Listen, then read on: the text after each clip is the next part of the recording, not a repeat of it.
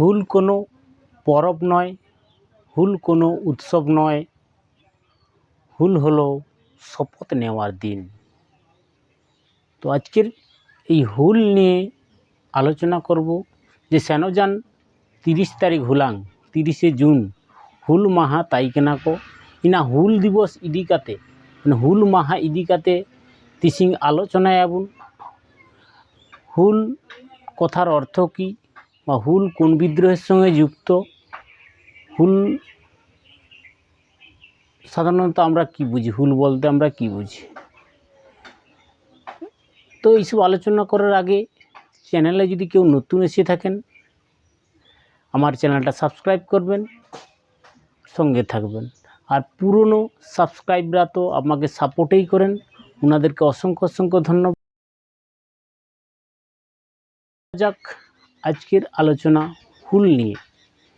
যে গত 30শে জুন যে হুল দিবস ছিল, এই হুল কথার অর্থ কী? আমরা হুল বলতে সাধারণত বুঝি যে কীটপতঙ্গের সূক্ষ্ম তীক্ষ্ণ অঙ্গ, তাকে হুল বলছি। যেমন সাপোজ যদি পিঁপড়ের হুল, বোলতার হুল, তাই না? তো ওটাকেও হুল বলা হয়। কিন্তু এখানে হুল বলতে যে সাঁওতাল বিদ্রোহের সঙ্গে যে 1855 সালে সাঁওতাল বিদ্রোহ হচ্ছে, সেই বিদ্রোহের সঙ্গে যুক্ত হুলের ডাক দিয়েছিল সাঁওতাল বিদ্রোহের নেতারা, সেই হুলের কথা আজকে নিয়ে আলোচনা করছি।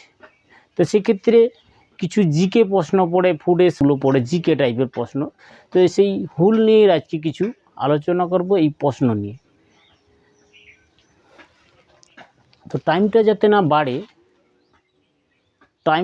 না বাড়ে তার জন্যই আমি আগে থেকে লিখে রেখেছি যে হুল কথার অর্থ কী।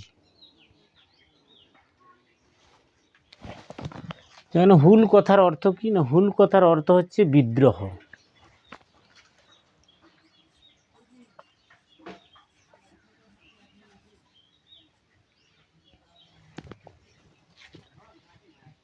হুল কথার অর্থ বিদ্রোহ।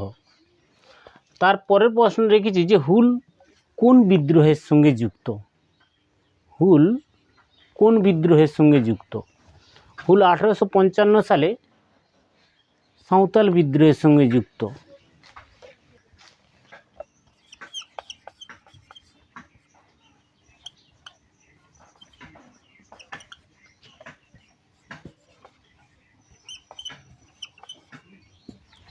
সাঁওতাল বিদ্রোহের সঙ্গে যুক্ত।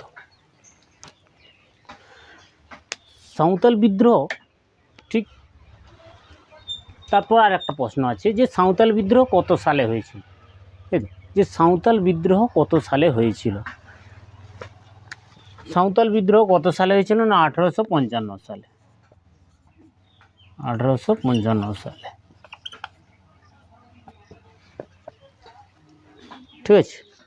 যে সাঁওতাল বিদ্রোহ হয়েছিল 1855 সালে। কেন হয়েছিল তার তাৎপর্য যদি আলোচনা করি, অনেক সাঁওতাল বিদ্রোহ হয়েছিল ঠিক তখন ভারতবর্ষ ছিল ব্রিটিশ শাসনাধীন।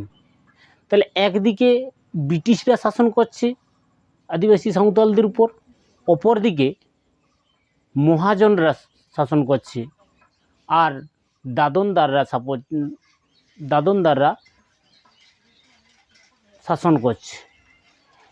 এই শাসনে তারা যখন অসন্তুষ্ট হয়ে আর সহ্য করতে না পেরে বাধ্য হয়েছিল যে আদিবাসীদের একজোট হয়ে সাঁওতাল বিদ্রোহ ঘোষণা করতে।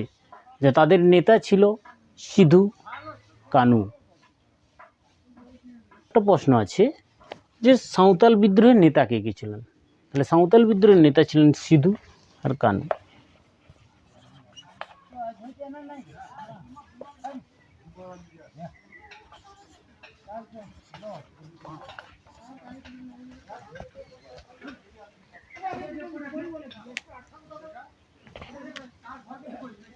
সাঁওতাল বিদ্রোহের নেতা ছিলেন সিধু মুর্মু, কানু মুর্মু, এবং তার সহযোগী ছিলেন যে চাঁদ, ভৈরব, ফুলো ঝানু।